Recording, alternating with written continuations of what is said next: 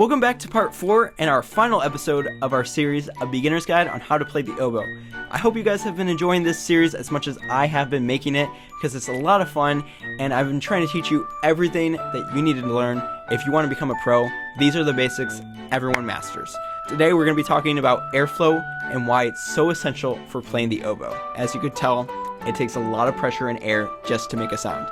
So let's get started. So this is probably one of the hardest things to describe and teach any student because you can't see your air. And in order for me to tell you how to make a good sound, you have to embody and feel where your air is going.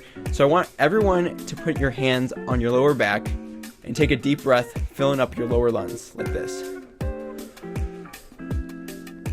And take as much air as possible and make sure the lower lungs expand. Once you feel them, you're gonna release.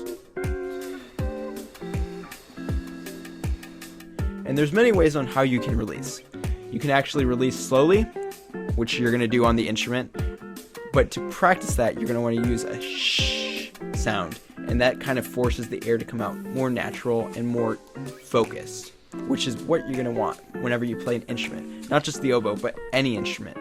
So let's start with another deep breath, and then we're gonna say shh all the way until you're out of air. And keep going even when you feel like you're done, but you can't make any more sound. Shh. Then when you're right about to be done, do like a sound, and that's going to force all the air to get out. So once you kind of figure out how your air is supposed to be directed, you can kind of apply that to your instrument and you should sound amazing. But the problem is, as soon as you put your instrument in, you add tension everywhere in your body. And once you add tension, then your air gets constrained and then it's not as free flowing as it was before. A good practice to do is to have good posture when you're sitting in a chair. You're going to have 2 feet planted, trying to make sure your head's going up, like a string's pulling you, everything's tall, feels relaxed, and then you bring your instrument to you. You never go to your instrument, because if you go to your instrument, tension right there, which is bad. So up, bring your instrument to you, and just play a B. And you're gonna hold it. So you're gonna take a breath, and then play a B, keeping it as steady as possible, allowing good air to just go through the instrument.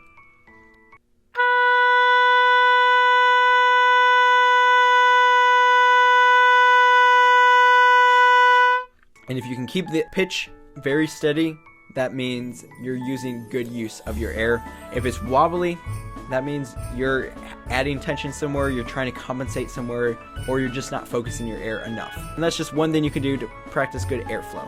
Second thing you can do is work on your mouth releasing the air. So take another deep breath and go do do do do do do do like this. Kind of like a train.